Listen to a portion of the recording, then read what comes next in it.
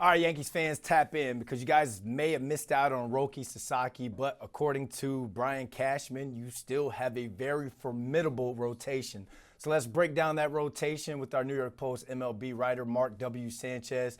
Mark, the AI overview on Google, when I type in very formidable, it means something is extremely powerful, strong, or impressive, and may also inspire fear or respect. So when we talk about Garrett Cole, Max Fried, Carlos Rodon, Luis Hill, Clark Schmidt, those are the guys that are penciled in as their front five. Now, is this an upgrade to last season? And can you break down this very formidable starting rotation?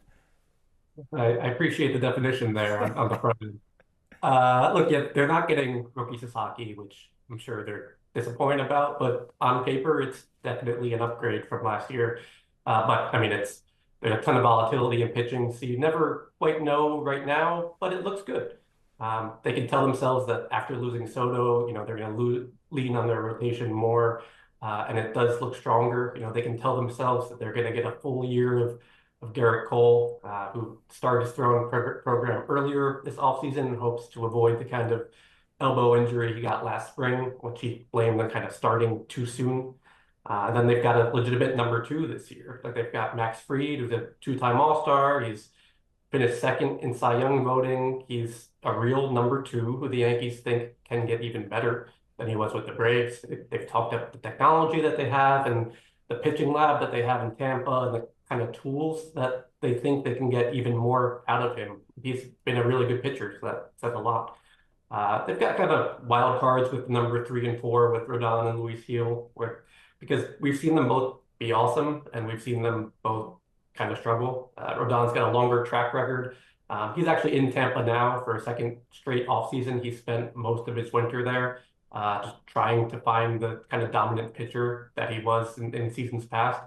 Last year, he was pretty good. He was solid. He wasn't great. He wasn't an all-star, but I think the Yankees would take the kind of pitcher that he was last year.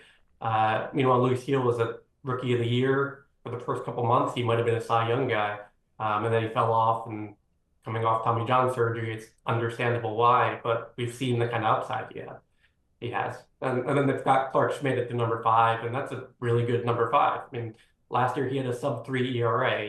He missed 3 months with a lat strain, but he is a good pitcher, and he's turned himself into that. So I think 1 through 5, they do look very strong. They have questions after that, but the front five looks like a strength.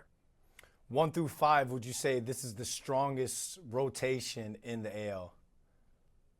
In the AL, I mean, I think they can tell themselves that. Yeah, I think I'd say that.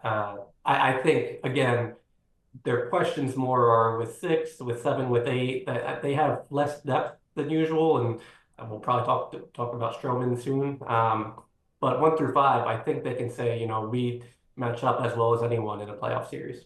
All right, let's talk about 6, the Stroman, because he's projected to be either a 6 starter or a swingman, but they may not want to be on the hook for that $18 million that he's due for 2025. In your opinion, do you think Marcus Stroman is on the roster come opening day? It's a good question, and the answer is I don't know.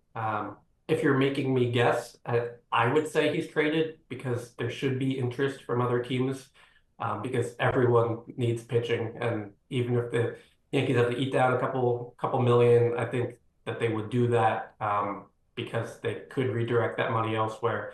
But there is risk in doing that. I mean, Stroman is their only number 6 guy right now, and beyond that, it's probably Will Warren is their number 7, and I think there's reasons for optimism around Warren, but he has shown nothing in the majors so far. And depth really matters in the rotation. You can't just say, okay, these 5 guys will ride all year. So if you're gonna make me guess, I'm gonna say he's traded before opening day. Also, it would get awkward in spring training if he knows that he's kind of on the trade block and nothing has happened yet. But there would be a lot of risk in doing that without shoring up the depth. All right, Mark, thanks for hopping on with us this morning. Thank you.